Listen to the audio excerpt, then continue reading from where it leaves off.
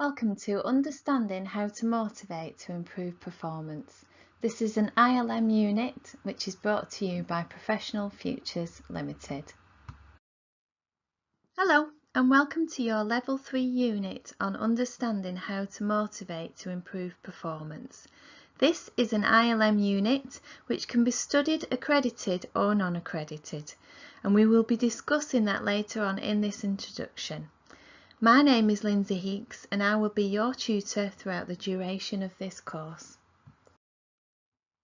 This is video number 1, and over the next few minutes I will run through the format of this particular course and what you can expect.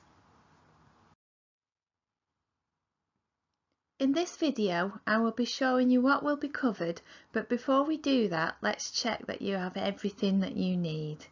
You should have a workbook for the whole module, especially if you are studying this on the accredited pathway. But before we move on, let's establish what accredited and non-accredited means, because some of you will be studying this as accredited and some of you as non-accredited. Accredited means that it has a credit value and will include an assignment to be completed by yourselves. So if that assignment passes, which I'm sure it will go towards a formal qualification such as the ILM Level 3 Award in Leadership and Management. However, you can study this unit as non-accredited, so what that means is that you can take advantage of the video lessons, the activities that are planned, but you won't have to complete the assignment that is associated with this particular unit. So accredited means that there is an assignment that needs to be completed and goes towards a formal qualification. And non-accredited means that this is a development course for you where you are trying to develop your knowledge around a leadership and management topic. So if you have a workbook for the whole module, this means that you are studying this unit for an accredited qualification. If you don't have a workbook but wish to study this as an accredited unit, then please don't hesitate to contact myself. My details are on the first slide, or you can make a note as follows. So it's Lindsay at professional-futures.com, and I will organise that accordingly for you. Also, included with this unit, you should also have access to the slides for each section and the videos for each section, all of which are available to you for you to revisit at your leisure. Let's now run through the specifics for this particular unit. As we have already established, this unit is a Level 3 unit. So what that means to you is that the level is equivalent to an A-level standard. Those of you who are studying this on the accredited route will see that this unit attracts a credit value of 2. So if you're interested in studying this as an award, you will need to achieve another 2 credits, which is approximately 1 more unit. If you wanted the certificate, you would need to achieve a further 11 credits, which is approximately a further 5 or 6 units. And if you wanted to study this as a diploma, then you would need a further 35 credits, which will require a substantial number of extra units to achieve. Obviously, if you're interested in any of these options, then just contact me. So the next section refers to guided learning hours, and all that means is that this unit attracts 9 guided learning hours. So what that means to you is that you should expect to be studying this unit for 9 hours.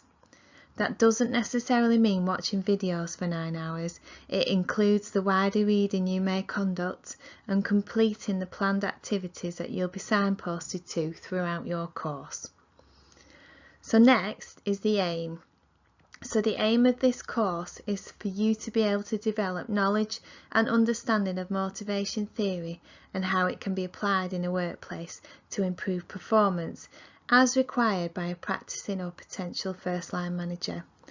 This doesn't mean that this is only suitable for first-line managers. This unit is entirely suitable for anyone who is in middle or senior management and aspiring managers. It just means that the unit is pitched at first-line managers. So over on the right hand side are the learning outcomes, and these illustrate what you should expect to do by the end of the unit. So learning outcome number 1 is that you should be able to understand the factors that influence motivation levels in the workplace. And learning outcome number 2 is that you should be able to understand how a theory of motivation can be used to improve performance levels. In the previous slide we discussed the learning outcomes, so now we'll focus on what specifically you will need to do in order to achieve these outcomes, and these are known as assessment criteria. So I'm now going to highlight the key verbs for each of the criteria as it's vital that you specifically answer and achieve these key verbs in order to pass your assignment. Okay, so the first one that I want to draw your attention to is AC 1.1, which is to define. Okay, so define the term motivation. This is where you create your own statement on what you believe motivation is. So those of you who are studying this on the accredited route, then define is one of the key verbs that you need to ensure you do when writing your assignment. So the next one is AC 1.2, and that is to describe. So to describe the factors that may affect motivation levels in the workplace. This is where you paint a picture in words on the different factors that can affect motivation. So for example, management style. So the next criteria is AC 1.3, which is to explain. So explain how individual differences affect levels of motivation in the workplace. So this is where you give meaning and reasons why personality differences can affect motivation. And the next one, the last one for this learning outcome, is AC 1.4, which is to explain again. So explain the potential impact on organisational performance if employee motivation levels are low. So this is where you give meaning and reasons again as to why low motivation will affect organisational performance. So what this learning outcome requires is that you will be able to have an overall understanding of the factors that can impact on motivation levels.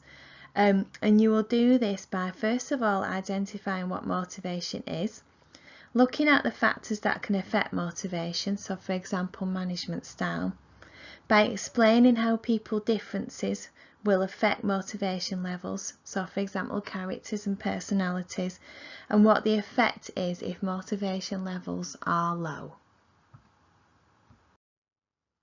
To help you understand the factors that influence motivation in the workplace, there are 3 videos available which will provide you with the knowledge necessary to meet learning outcome number 1.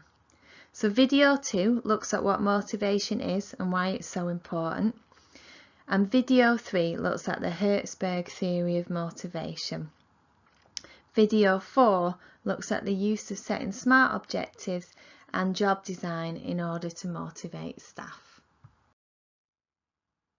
The next learning outcome is learning outcome number 2, which is for you to be able to understand how a theory of motivation can be used to improve performance levels. So to meet this learning outcome, there are 3 assessment criteria which must be answered. So again, I shall highlight the key verbs which indicate what must be done when answering these criteria in your assignment. Okay, so the first one is AC 2.1, which is to describe a recognised theory of motivation. Now this is where you paint a picture in words on the motivation theory you want to write about. So this may well be the Hertzberg theory, it might well be Maslow, or it might be any others that you could have researched. So the next one is AC 2.2, which is again to describe. So describe ways in which knowledge of a theory of motivation can be used to improve performance in the workplace.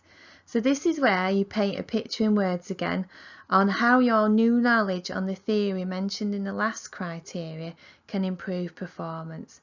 So for example, this might be how hygiene factors don't actually motivate. And the last one is AC 2.3.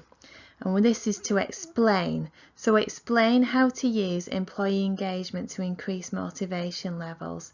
So this is where you apply meaning to and reasons why employee engagement can increase motivation. So for example, making work fun or involving staff in decisions.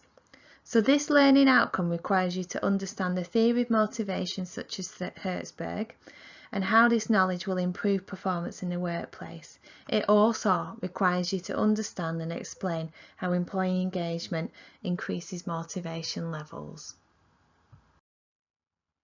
To help you understand how a theory of motivation can be used to improve performance levels, there are 5 videos which will provide you with the knowledge in order to achieve learning outcome number 2. So video 3 looks at Herzberg theory of motivation.